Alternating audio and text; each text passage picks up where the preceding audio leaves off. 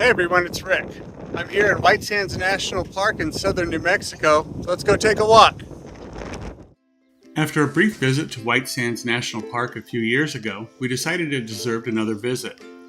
It's an absolutely magical place that has something to offer everyone, from unique wildlife, easy hiking, sledding on the dunes, and the most amazing sunsets anywhere. Stay till the end to check out that amazing sunset. White Sands was only moved from National Monument status to National Park in 2019. It was initially designated a national monument way back in 1933 by President Herbert Hoover. So the visitor center isn't quite what you'd find at places like the Grand Canyon or Yellowstone, but it seems big enough to meet the needs of the crowds here. They of course have a kiosk to stamp your national park passport and an assortment of magnets and t-shirts to commemorate your visit. The park itself is almost 145,000 acres and is completely surrounded by the White Sands Missile Range. With the elevation of over 4,000 feet, the weather is very much like a high desert climate. Once in a great while it rains, once in a great while it snows. It gets pretty hot in the summer and pretty cold in the winter. When you're on the dunes in warm weather, it feels about 10 degrees hotter given the reflection from the sand, though oddly, the sand itself never feels warm to the touch, and surprisingly cool when you dive your hands and feet down into it. Many a movie has been made in White Sands, as it's a backdrop for some you might recognize, which are Transformers and Young Guns too.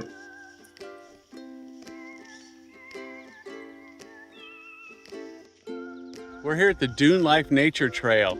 The Dune Life Nature Trail is a 1-mile stroll through the dunes on the outskirts of White Sands National Park, where much of the life that enters the park lives.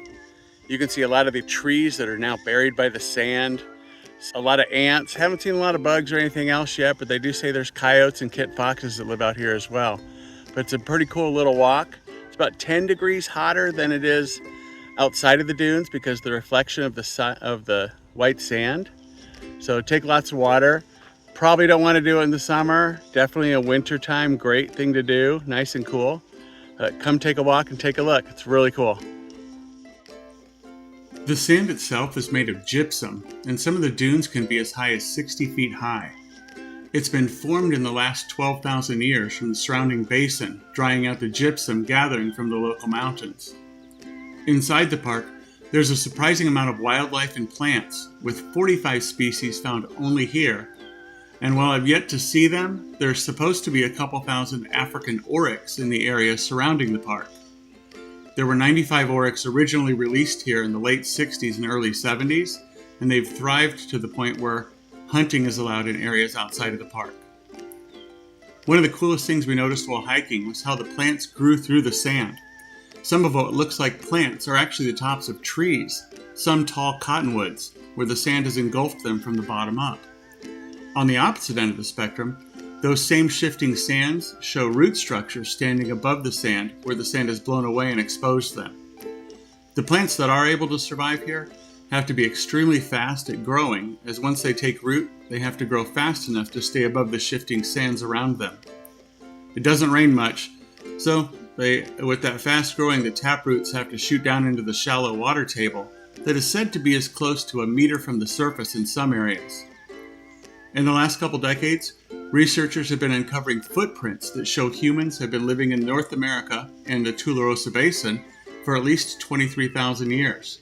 It was previously thought that humans arrived in North America closer to 13,000 to 16,000 years ago.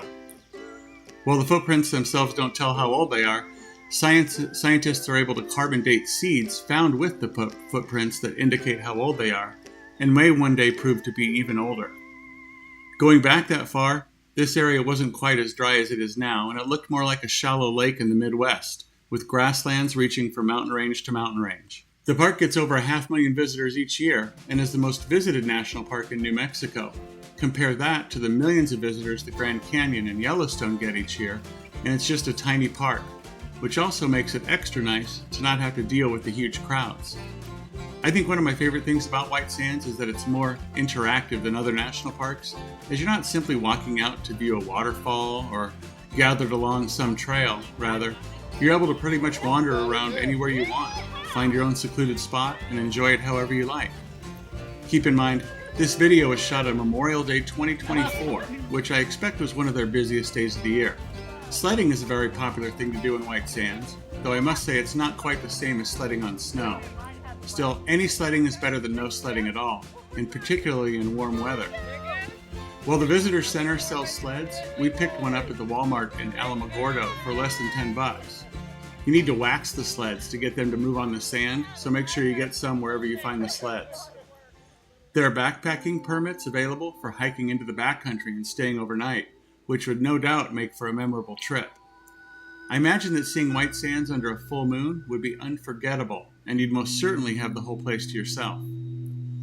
Given that the area is so remote, the closest city being 50 miles away, the skies are extremely dark and good for stargazing. As we were leaving the park, we saw a row of 10 stars moving in a perfect line, which were most likely Starlink satellites being deployed. I tried to capture them through my phone's camera, but couldn't make them out well enough. If you enjoyed this video, please like and subscribe for more Let's Go Take a Walk adventures. Thank you so much.